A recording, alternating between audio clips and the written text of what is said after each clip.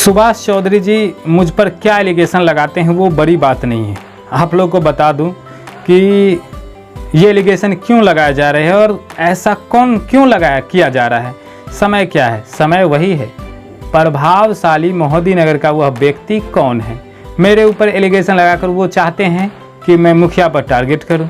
ये होने से रहा। मैं मुखिया जी पर टारगेट अब नहीं करने जा रहा, मैं मोहद्दीनगर पर टारगेट कर रहा हूं कि मोहद्दीनगर में जो अपराधी किस्म के व्यक्ति हैं, कौन सा अपराधी किस्म के, वो व्यक्ति अब इस तरह के जघन्य अपराध ना करे, आम लोगों को दिक्कत ना दे। अरे सबका आपस में झगड़ा होता है, लेकिन क्या गोली बंदूक लेकर सब किसी को मारने जाता है क्या? बैठकर सुलझा लिया जाता है। तो ये नहीं, तो ये कोई बड़ी बात नहीं है कि जो आशीष आर्यन पर एलिगेशन लगा रहे हैं ऐसे वैसे। तो आप लोग को भी पता होगा ये सारी बेबुनियाद है, इसकी कोई, मैं उनसे कभी मिला भी नहीं। एक शायद मैं अभी 2020 से अगर न्यूज़ कर रहा हूँ तो शायद एक बार मैं वो इसी साल मिला हूँ, वो भी शायद सुभाष चंद्र बोस जयंती या कुछ जयंती ही था तो मैं मिला था।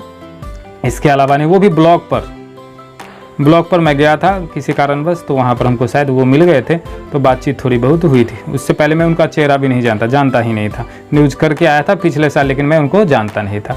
तो सवाल ये नहीं है कि आशीष आर्यन और के साथ उनका कोई लेन देन था या लेन देन नहीं होने के कारण इस तरह का हम गए थे पंचायत भवन, हमको बुलाया गया था इसलिए हम पंचायत भवन में गए थे।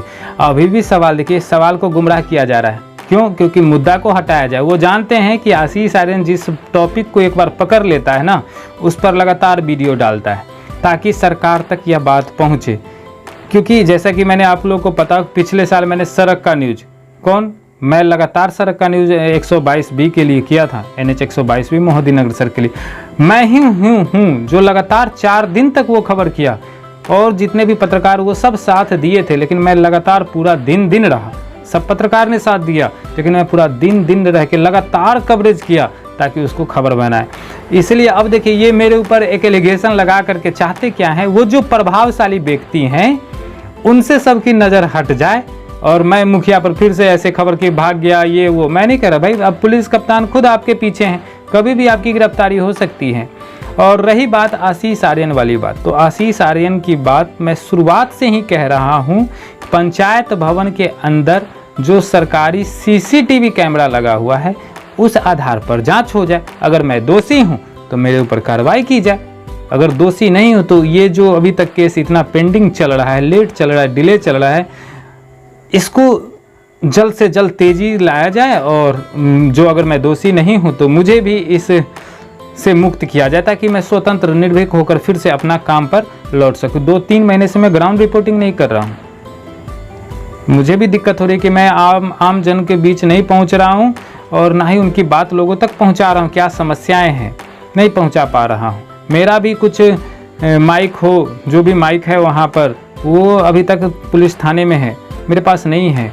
मैं अफोर्ड नहीं कर सकता और ज़्यादा पैसा। मैं नॉर्मल काम कर रहा था जो अपने बजट से हो, मैं पढ़ाता हूँ, पढ़ाने के बाद ही कहीं जाता हूँ, तो ये अफोर्ड नहीं कर सकता हर बार कि नया माइक लाओ, नया मोबाइल लाओ। ऐसा नहीं, मेरे मोबाइल वहाँ पर जब्त हैं, अभी तक दिए नहीं हैं। अगर ऐसी बात होती तो वो सब चीज़ देते। तो मैं गया नहीं था, मुझे बुलाया गया था अपना पक्ष रखने के लिए, क्योंकि मैंने अकबर अंसारी का पक्ष सुना और उसका वीडियो चलाया था, इसलिए उन्होंने बुलाया था कि आप मेरे पंचायत में बिना परमिशन के आ गए, मेरा भी पक्ष सुने। हम इसके लिए हम खबर करने गए थे, ये बात है। तो फिर से वही बात मैं आपको कह रहा हूँ कि प्रभावशाली व्यक्ति कौन है, आप इसी पर डटे रहना। अगर आप इधर उधर गए तो ये केस को घुमाने का प्रयास करेंगे कि नहीं, प्रभावशाली व्यक्ति पर आप अड़े रहिए, क्योंकि वो मेरे पर टारगेट इसलिए कर रहे हैं ताकि मैं लगातार उनका खबर दिखा सकूं। तो आप लोग प्रभावशाली जो व्यक्ति हैं उन्हें खोजते रहें और लगातार SP साहब को इस वीडियो को शेयर करके मेंशन करें कि जल्द से जल्द मुखिया और जो भी उसमें अपराधी घटना में शामिल हैं उनकी गिरफ्तारी किया जाए और एक नए सिरे से भी जांच की जाए, ताकि जो गैंग चल रहा है ना, जैसे कि SP साहब महोदय ने कहा कि गैंग वहाँ पर चल रहा है, उस नेक्सस का खुलासा हो सके। उस नेक्सस में कौन कौन शामिल है। प्रभावशाली एक व्यक्ति हैं तो केस को प्रभावित करने के लिए थे। प्रभावशाली व्यक्ति ऐसे गैंग में शामिल नहीं होते, लेकिन वो सर ने सही कहा कि वो प्रभावित करते हैं केस को। जिस तरह से थानाध्यक्ष महोदय को फ़ोन करके धमकाया, और मुझे तो ये भी जानकारी है गुप्त सूचना के आधार पर कि थाना पर लगभग 150-200 आदमी पहुँचे भी थे उस रात को जिस दिन मनोज शाह की गिरफ्तारी हुई थी। तो ये बड़ा मामला खुद है। तो अभी सबसे बड़ा सवाल है कि वह प्रभावशाली व्यक्ति कौन है। केस को भटकाने की कोशिश की जा रही है मुखिया पति के द्वारा, ताकि दिमाग उधर भागे आशीष आर्यन पर। भाई आशीष आर्यन को मैंने पैसे दिए, ऐसा वैसा फलाना चिलाना ढिकाना, ये सब बात करके केस को उस प्रभावशाली व्यक्ति की तरफ से हटाने की कोशिश की जा रही, ताकि सबका ध्यान हट जाए। तो आप लोग टिके रहें। और ऑडियो जो है वह ऑडियो अगर मान के चलिए कि अगर एसपी साहब एकदम उस पर विश्वस्त हो जाते हैं, आश्वस्त हो जाते हैं कि वो ऑडियो मोहद्दीनगर के ही प्रभावशाली व्यक्ति का है, तो उस ऑडियो को सार्वजनिक किया जाए, ताकि कि उस व्यक्ति को लोग पहचान सके। और जितना आंख बंद करके विश्वास, क्योंकि प्रभावशाली व्यक्ति हैं तो आंख बंद करके विश्वास कर लेते हैं आम लोग, तो उनसे अब उतना ही दूरी बना रखे। तो ये मेरी तरफ से भी मांग है कि उस प्रभावशाली व्यक्ति के एसपी साहब जल्द से जल्द ऑडियो जारी करें, ताकि पता चले, लोग पहचान सके वह प्रभावशाली व्यक्ति कौन है।